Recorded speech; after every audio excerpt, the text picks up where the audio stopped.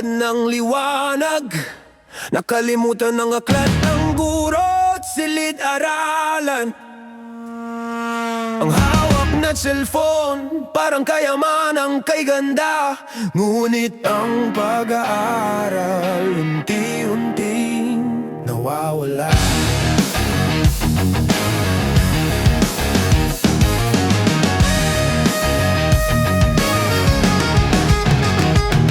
Sa magulang na nag-aalaga, minsan nawalan na ng respeto. Matitigas ang ulo, hindi na nakikinig sa turo. Ang laro't libangan, mas inuuna kaysa sa tungkulin. Nawawalan ng direksyon, sa daang mali ay nadadala.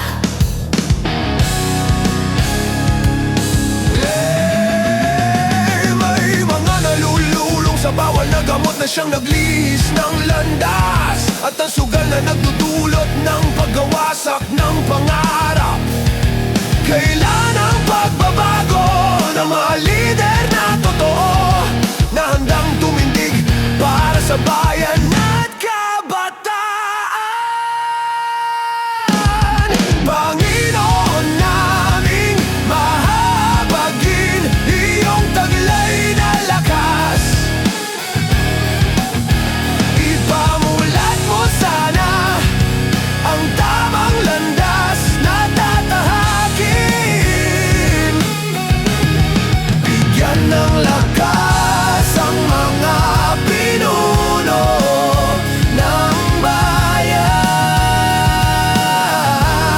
na labanan ang droga at sa kabutihan ay mamuno.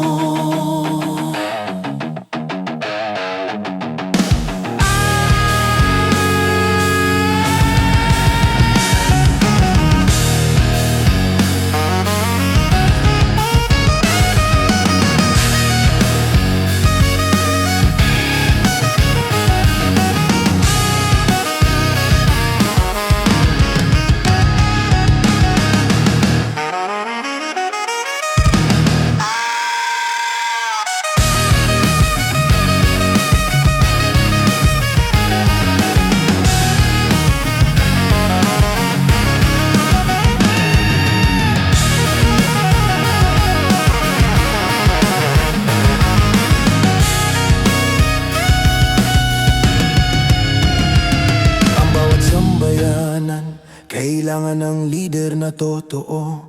Sana'y mga halal na opisyal ay magsama-sama. Kapayapaan at pag-unawa, sana'y maghari sa lahat. Ang tagumpay ng bawat